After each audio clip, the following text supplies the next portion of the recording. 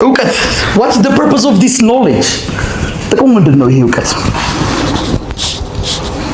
ከዛስ ብላችሁ ራሳችሁን ጠይቃችሁ ታጣቁ? ከዛስ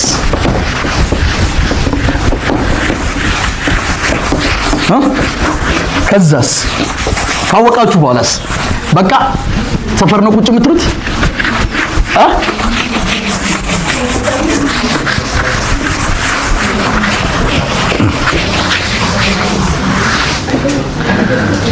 we learn to serve የምንማረው ለማገልገል ነው። ከትምህርት ሁሉ ጀርባ ያለው ብቸኛው ሚስጥር to serve ነው፣ ለማገልገል ነው።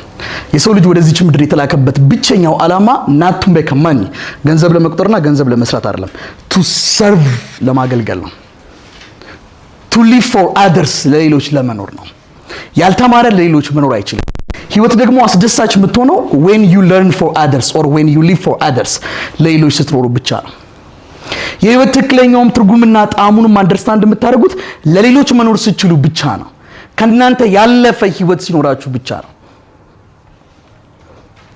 which means መቆምና አለመቆማችሁ ማተር የማያረግ ከሆነ ባትኖሩ ይመረጣል። የእናንተ መቆምና አለመቆም ሌሎች ላይ ኢምፓክት ሊፈጥር ይገባል። የእናንተ አለመኖር እኛን ሊጎዳ ይገባል። የእናንተ መኖር ደግሞ እኛን ሊጠቅም ይገባል። ያ ደግሞ የሚገኘው ባይ ለርን ነው፣ በመማር ብቻ ነው።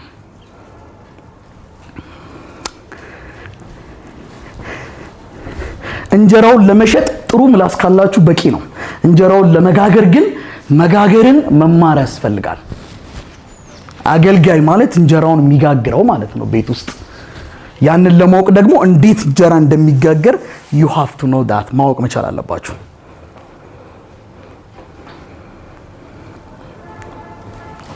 ህይወት እንዴት አስደሳች እንደሆነች ልነግራችሁ አልችልም። ለሌሎች መኖር ሲጀምሩ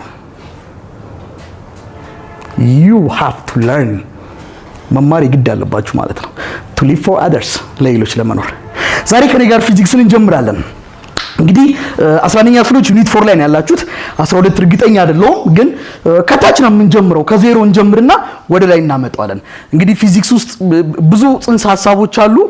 እነዛን ሁሉ ጽንሰ ሐሳቦች ለመረዳት ግን ዋና የፊዚክስ መሰረት ወይም ደግሞ ፊዚክስ የተወለደበት አካባቢ ፊዚካል ኳንቲቲ እንለዋለን ወይም ቬክተርን እንጀምራለን ዛሬ። ቀጣይ በሚኖረው 2 ቀናቶች ላይም ደግሞ ቀጣይ ሳምንት እንጨርሳለን። ከዛ በኋላ የቬክተር ልጅ አለ። ቬክተር ልጅ ወልዷል፣ ሞሽን ይባላል። ሞሽን ደግሞ 3 ልጆች አሉት። ሞሽን ኢን 1 ዳይሜንሽን፣ 2 ዳይሜንሽን እና 3 ዳይሜንሽን። 1 ዳይሜንሽን እና 2 ዳይሜንሽን እዚህ ዩኒቨርሲቲ እስከምትገቡ ድረስ ታውቋቸዋላችሁ። ሞሽን ኢን 3 ዳይሜንሽን ደግሞ ዩኒቨርሲቲ ስትገቡ ትተዋወቁታላችሁ ማለት ነው።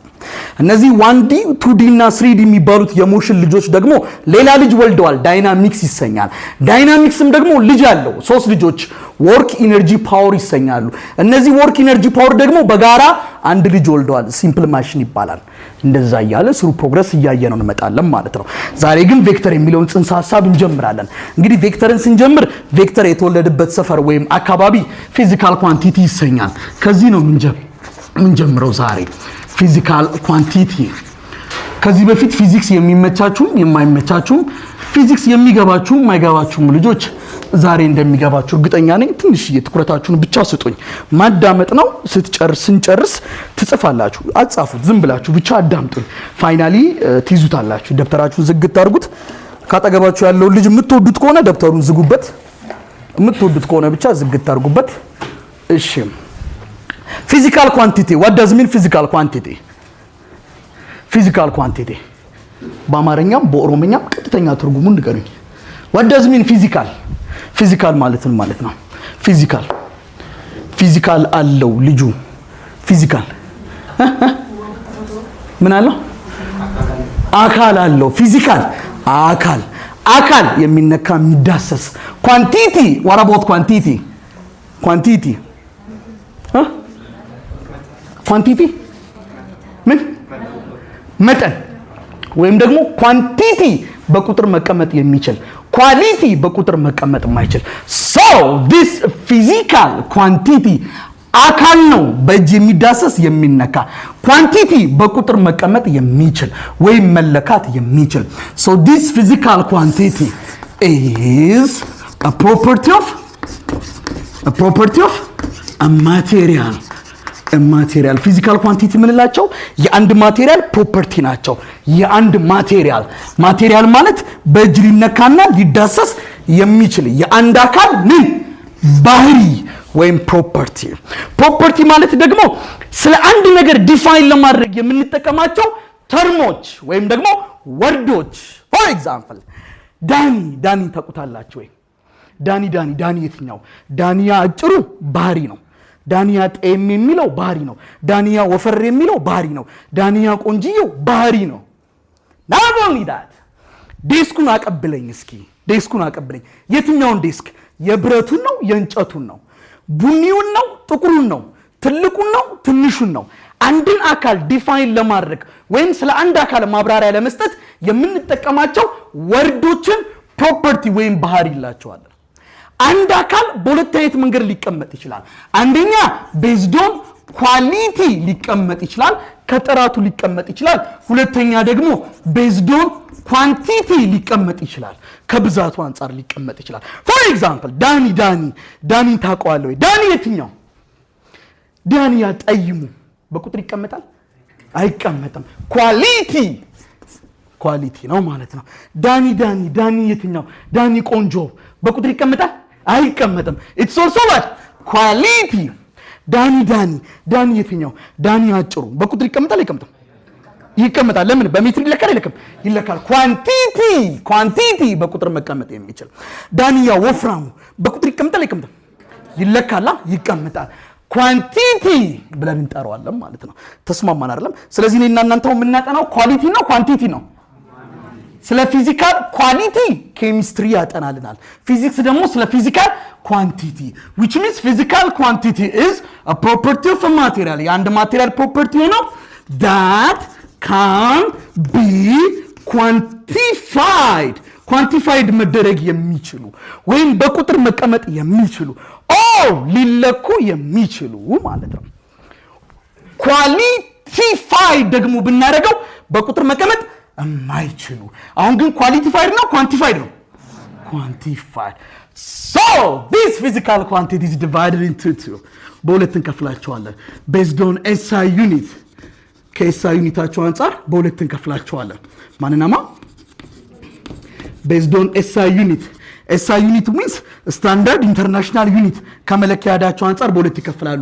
ማንናማ basic and derived or fundamental እና ማን ብለን እንከፍላቸዋለን? derived። wonderful ጎበዞች። derived ብለን እንከፍላቸዋለን። fundamental ወይም basic ምንላቸው they can be measured directly በቀጥታ ሊለኩ የሚችሉ are quantities that can be measured directly በቀጥታ ሊለኩ የሚችሉ ወይም ደግሞ ያለምንም ስሌት ያለምንም ማባዛትና ማካፈል ያለምንም ካልኩሌሽን በቀጥታ ሜጀር ልናረጋቸው የምንችላቸውን ፋንዳሜንታል ብለን እንጠራቸዋል። ድራይቭ ደግሞ ምንላቸው? ድራይቭ አድርግ እስኪ ድራይቭ በስሌት የሚገኙ or are quantities that can be obtained የሚገኙት በምንድነው? by combine በማድረግ ነው። እነማንን?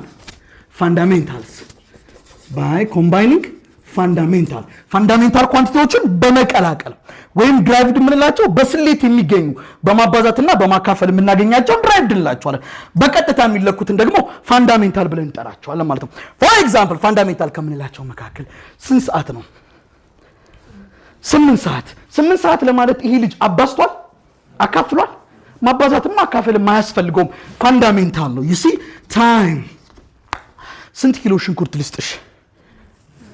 ኦኬ ዛኪርን ሄዳችሁ 2 ኪሎ ዛኪርኛ ሰፈር ያለ ባለ ሱቅ ነው። እሺ 2 ኪሎ ሽንኩርት ስጠኝ ብትሉት ዛኪር ቁጭ ብሎ ያባዛል ያካፍላል ወይስ ዝም ብሎ ይለካል? ዝም ብሎ አመጣው ሚዛን ላይ ማስቀመጥ ነው። ፋንዳሜንታል በቀጥታ ነው የሚገኘው። you see ማስ የዳኒ ቁመት ስንት ነው? ታባዛለህ ታካፍላለህ? ምን ነው የምታደርገው? ጀስት ሜትር ታመጣና ታደርጋለህ። መለካት ሌንግዝ በቀጥታ ነው የሚለካው። you see ማባዛት አያስፈልገውም ማካፈል አያስፈልገውም። የዚህ ቤት መጠነ ሙቀት ስንት ነው? the temperature of this class ቴርሞሜትር ታመጡና መለካት በቀጥታ ማባዛትና ማካፈል አያስፈልገውም። temperature and the other one is በዚህ ገመድ ውስጥ ያለው የኤሌክትሪክ ከረንት መጠን ምን ያክል ነው? ጀስት አሜትር አምታችሁ አሜትር የሚባል መሳሪያ አለ መለካት ማባዛትና ማካፈል አያስፈልገውም። ኤሌክትሪክ ከረንት እሺ ስንት ወንዶች አሉ እዚህ ክላስ